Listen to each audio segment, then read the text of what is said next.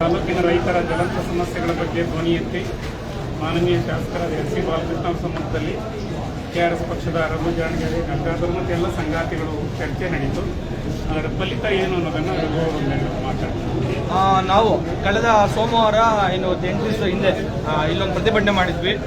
ತಾಲೂಕು ಕಚೇರಿನಲ್ಲಿ ರೈತರು ಬಂದರೆ ಕೆಲಸಗಳಾಗ್ತಾ ಇಲ್ಲ, ಮತ್ತು ತಾಲೂಕು ಸುತ್ತಮುತ್ತ ಇರುವಂಥ ಸರ್ಕಾರಿ ಭೂಮಿಗಳು, ಕೆರೆ, ಕುಂಟೆ, ಗೋಮಾಳ ಇವೆಲ್ಲವೂ ಕೂಡ ಬಲಿಷ್ಠರು ಒತ್ತುವರಿ ಮಾಡಿಕೊಂಡ್ರು ಕೂಡ ಮೇಲಿಂದ ಮೇಲೆ ಅದನ್ನ ತೆರವುಗೊಳಿಸಬೇಕು ಅಂತೇಳಿ ಅರ್ಜಿ ಕೊಟ್ಟರು ಕೂಡ ಅಧಿಕಾರಿಗಳು ಏನು ಕಾರ್ಯಪ್ರವೃತ್ತರಾಗಿ ಕೆಲಸ ಮಾಡ್ತಾ ಇಲ್ಲ. ಮತ್ತೆ ರೈತರು ಹಲವಾರು ಜನರು ತಮ್ಮ ಕೆಲಸಗಳಾಗೋದಕ್ಕೆ, ಸಣ್ಣ ಪುಟ್ಟ ಕೆಲಸ ಆಗೋದಕ್ಕೆ ಅವ್ರು ಚಪ್ಪಲಿ ಸವಸ್ತಕ್ಕಂಥ ಒಂದು ಪರಿಸ್ಥಿತಿ ಇಲ್ಲಿ ಇದೆ. ಇನ್ನು ಇಲ್ಲಿ ಕಚೇರಿ ಒಳಗಡೆ ಸಿಬ್ಬಂದಿಗಳು ಯಾರು, ಬ್ರೋಕರ್ಗಳು ಯಾರು, ಭ್ರಷ್ಟಾಚಾರ ಮಾಡೋರು ಯಾರು, ಲಂಚ ಇಸ್ಕೊಳ್ಳೋರು ಯಾರು, ಯಾವುದು ಗೊತ್ತಾಯ್ತಾ ಇಲ್ಲ. ಯಾರೋ ಒಬ್ರು ID ಕಾರ್ಡ್ ಹಾಕೊಳ್ಳಲ್ಲ, ನೇಮ್ ಪ್ಲೇಟ್ ಇಟ್ಕೊಳ್ಳೋರಿಲ್ಲ.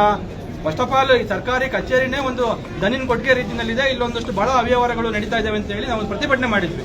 ಇದು ಒಟ್ಟಾರೆಯಾಗಿ ಮಾಗಡಿ ತಾಲೂಕು ಕಚೇರಿಯಲ್ಲಿರ್ತಕ್ಕಂಥ ಅಧಿಕಾರಿಗಳು ಏನಿದ್ದಾರೆ ಇವರು ಒಂದು ಸ್ವಲ್ಪ ಎಚ್ಚೆತ್ಕೋಬೇಕು. ಏನು ಇಲ್ಲೆಲ್ಲ ಜನ ಬರ್ತಾರೆ, ಅವ್ರಿಗೆ ಜನಸ್ನೇಹಿಯಾಗಿ ಕೆಲಸ ಮಾಡೋ ನಿಟ್ಟಿನಲ್ಲಿ ಅವ್ರು ಬದಲಾಗಬೇಕು ಅನ್ನುವಂತ ಒಂದು ಸದುದ್ದೇಶದಿಂದ ನಾವು ಇಲ್ಲಿ ಪ್ರತಿಭಟನೆ ಮಾಡಿದ್ವಿ. ಅದಾದ ನಂತರ ಪ್ರತಿಭಟನೆಗೆ ತಹಸೀಲ್ದಾರ್ ಸ್ಪಂದಿಸಿದ್ರು. ಆಯ್ತು, ನಿಮ್ದೇನು ಸಮಸ್ಯೆಗಳಿದೆ ಅದನ್ನೆಲ್ಲ ಬಗೆಹರಿಸ್ತೀವಿ. ಹೌದು, ನೀವು ಹೇಳ್ತಾ ಇರೋದು ಸತ್ಯ, ನೀವು ಹೇಳ್ತಾ ಇರುವಂತಹ ಎಲ್ಲ ಆರೋಪಗಳನ್ನ ಒಪ್ಕೋತೀವಿ, ಆರೋಪಗಳ ಸಮಸ್ಯೆಗಳಿದಾವೆ, ನಾವು ಅದನ್ನು ಬಗೆಹರಿಸ್ತೀವಿ ಅಂತ ಹೇಳಿ ಪ್ರತಿಭಟನೆ ಮಾಡಿದಂತ ದಿವಸ ನಮಗೆ ತಹಸೀಲ್ದಾರ್ ಹೇಳಿದ್ರು. ನಾವು ಪ್ರತಿಭಟನೆನ ಸಂಬಂಧಪಟ್ಟಂತ ಇಲಾಖೆಯವರ ಹತ್ರ ಪರ್ಮಿಷನ್ ತೆಗೆದುಕೊಂಡು ಏನು ಇಡೀ ಭಾರತ ದೇಶ ಒಂದು ರೀತಿಯಲ್ಲಿ ಇವತ್ತು ಸ್ವತಂತ್ರ ಆಗೋದಕ್ಕೆ ಕಾರಣ ಆದಂತಹ ಒಂದು ಚಳುವಳಿ ಏನಿದೆ, ಮಹಾತ್ಮ ಗಾಂಧೀಜಿಯವರೇ ನಮಗೆ ಹೇಳಿದ ರೀತಿಯಲ್ಲಿ ಸತ್ಯಾಗ್ರಹ ಅಂತಕ್ಕಂಥದ್ದು ನಮ್ಮ ಏನು ಒಂದು ಹವಾಲು ಇರುತ್ತೆ, ನಮ್ಮ ಸಮಸ್ಯೆಗಳನ್ನ, ನಮ್ಮ ಭಿನ್ನಾಭಿಪ್ರಾಯಗಳನ್ನ ದಾಖಲಿಸೋದಕ್ಕೆ ಇರುವಂತಹ ಒಂದು ಸಭ್ಯವಾದ ಮಾರ್ಗ ಅಂತ ಹೇಳಿ ಮಹಾತ್ಮ ಗಾಂಧೀಜಿಯವರು ಹೇಳಿದ್ರು. ಅವರ ಒಂದು ಅನುಯಾಯಿಗಳಾಗಿ ನಾವು ಒಂದು ರಾಜಕೀಯ ಪಕ್ಷವಾಗಿ ಬೆಳೀತಾ ಇರೋ ಸಂದರ್ಭದಲ್ಲಿ ಆ ನಿಟ್ಟಿನಲ್ಲೇ ನಾವು ಸಭ್ಯವಾಗಿ ಒಂದು ಪರ್ಮಿಷನ್ ತೆಗೆದುಕೊಂಡು ಪ್ರತಿಭಟನೆಯನ್ನ ಮಾಡಿದ್ದು. ಅದಾಗಿತ್ತು ಅಲ್ಲಿಗೆ. ಅದಾದ ನಂತರ ಶಾಸಕರು ಇರ್ತಕ್ಕಂಥ ಶಾಸಕರು ಇಲ್ಲಾರು ಬಂದು ಪ್ರತಿಭಟನೆ ಮಾಡೋಗಿದ್ದಾರೆ.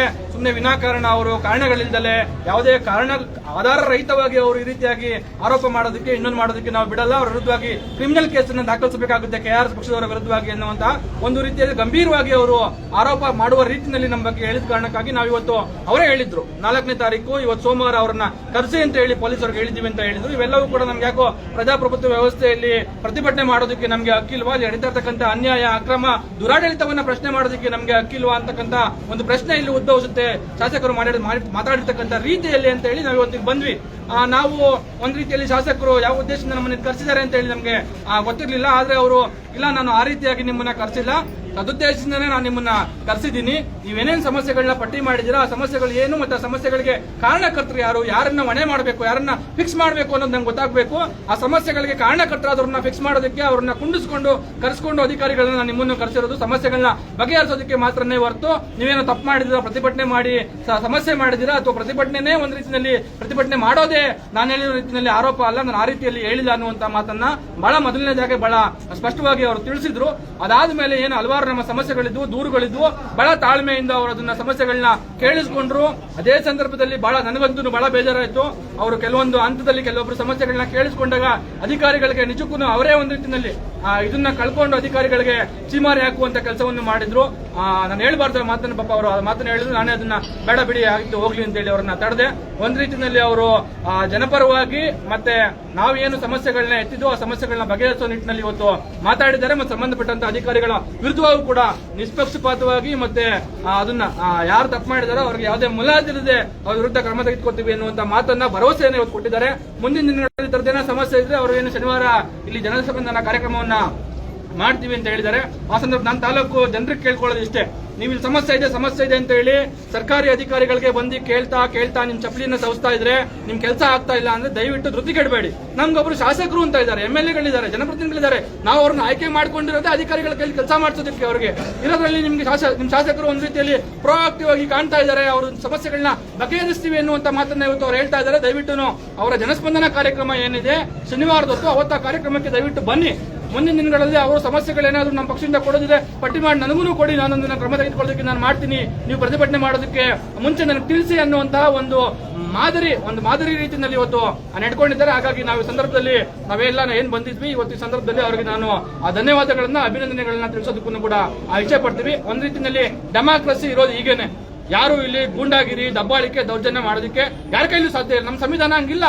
ಸಂವಿಧಾನದಲ್ಲಿ ಬಹಳ ಸ್ಪಷ್ಟವಾಗಿ ಹೇಳಿದೆ. ಆರ್ಟಿಕಲ್ 91(1)(a) ಮತ್ತೆ (b) ನಲ್ಲಿ ಬಹಳ ಸ್ಪಷ್ಟವಾಗಿದೆ, ನಮಗೆ ಮಾತಾಡೋ ಹಕ್ಕಿದೆ, ನಮಗೆ ನಮ್ಮ ಭಿನ್ನಾಭಿಪ್ರಾಯಗಳನ್ನು ದಾಖಲಿಸುವಂತ ಹಕ್ಕಿದೆ, ನಮಗೆ ಹೋರಾಟ ಮಾಡುವಂತ ಹಕ್ಕಿದೆ, ಪ್ರತಿಭಟನೆ ಮಾಡುವಂತ ಹಕ್ಕಿದೆ, ಹೇಳೋದಕ್ಕೆ ಯಾರಿಗೂ ಹೇಳೋದಕ್ಕೆ ಬರಲ್ಲ. ಹಾಗಾಗಿ ಶಾಸಕರಿಗೆ ಅದು ಮನವರಿಕೆ ಇದೆ, ಹಾಗಾಗಿ ಅವರು ನನ್ನನ್ನ ಆ ರೀತಿಯಾಗಿ ಹೇಳಿದ ಅನ್ನುವಂತ ಮಾತನ್ನ ಹೇಳಿದ್ದಾರೆ. ಹಾಗಾಗಿ ಜನ ಹೆದರ್ಕೊಳ್ಳೋದು ಬೇಡ, ಇಲ್ಲಿ ಸಮಸ್ಯೆಗಳು ಮುಂದುವರಿತವೆ, ಮಾತು ಕೇಳ್ತಾ ಇಲ್ಲ ಇವರು ಅಂತ ಪ್ರತಿಭಟನೆ ಮಾಡೋಣ. ಪ್ರತಿಭಟನೆ ಮಾಡೋದ್ರಿಂದ ಹಿಂಸರಿಯೋದು ಬೇಡ. ಪ್ರತಿಭಟನೆ ಮಾಡಿದ ಕಾರಣಕ್ಕಾಗಿ ಇವತ್ತು ಹಲವಾರು ಸಮಸ್ಯೆಗಳು ಬಗೆಹರಿಯುವ ನಿಟ್ಟಿನಲ್ಲಿ ಒಂದಷ್ಟು ಏನು ಚಿಂತನೆಗಳು ಮತ್ತೆ ಕ್ರಮಗಳು ಆಗ್ತಾ ಇದಾವೆ ಇಲ್ಲಿ. ಅದಾಗ್ಲಿ ಎನ್ನುವಂತ ಮಾತನ್ನ, ವಿಶ್ವಾಸವನ್ನ ನಾನು ಮಾಳಟ್ಟಿ ತಾಲೂಕಿನ ಎಲ್ಲ ಜನರಿಗೂ ಹೇಳ್ತಾ, ನಿಮ್ಮ ಸಮಸ್ಯೆಗಳು ಇಲ್ಲಿ ಬಗೆಹರಿದಿಲ್ಲ, ಶಾಸಕರ ಬಳಿಗೆ ಹೋದಾಗ್ಲೂ ಬಗೆಹರಿದಿಲ್ಲ ಅಂತ ಅಂದ್ರೆ ದಯವಿಟ್ಟು ನಮ್ಮ ಕೆಆರ್ಎಸ್ ಪಕ್ಷದ ಪದಾಧಿಕಾರಿಗಳನ್ನ ಸಂಪರ್ಕಿಸಿ ನಿಮ್ಮ ಪರವಾಗಿ ಹೋರಾಟ ಮಾಡೋದಕ್ಕೆ ನಿರಂತರವಾಗಿ ಕೆಆರ್ಎಸ್ ಪಕ್ಷ ಇರುತ್ತೆ ಅನ್ನುವಂತ ಭರವಸೆಯ ಮತ್ತೆ ಮಾತನ್ನು ನಾನು ಈ ಸಂದರ್ಭದಲ್ಲಿ ಹೇಳೋದಕ್ಕೆ ಇಷ್ಟಪಡ್ತೀನಿ. ಈ ಸಂದರ್ಭದಲ್ಲಿ ಸಹಕರಿಸಿದಂತಹ ಎಲ್ಲ ಮಾಧ್ಯಮ ಮಿತ್ರಗಳಿಗೆ, ನಾವು ಪ್ರತಿಭಟನೆ ಮಾಡಿದಾಗ್ಲೂ ಕೂಡ ಹಲವಾರು ಜನರು ಮಾಧ್ಯಮದವರು ವರದಿ ಮಾಡಿದ್ರಿ, ಈಗಲೂ ಹಲವಾರು ಜನರು ಬಂದಿದ್ರ. ನಾವು ನೀವು ರಾಜಕಾರಣಿಗಳು ಎಲ್ಲರೂ ಸೇರಿ ಈ ನಾಡನ್ನ, ಈ ರಾಜ್ಯವನ್ನ, ಈ ದೇಶವನ್ನ ಒಂದು ಸಮೃದ್ಧ ದೇಶವನ್ನಾಗಿ ಕಟ್ಟೋದಕ್ಕೆ ಸಹಕಾರಿಯಾಗುತ್ತೆ. ಆ ನಿಟ್ಟಿನಲ್ಲಿ ಎಲ್ಲರೂ ಸೇರಿ ಕೆಲಸ ಮಾಡೋಣ ಅನ್ನುವಂತ ಮಾತನ್ನು ಹೇಳ್ತಾ ತಮ್ಮೆಲ್ಲರಿಗೂ ಧನ್ಯವಾದಗಳು ತಿಳಿಸ್ತೀನಿ. Thank you.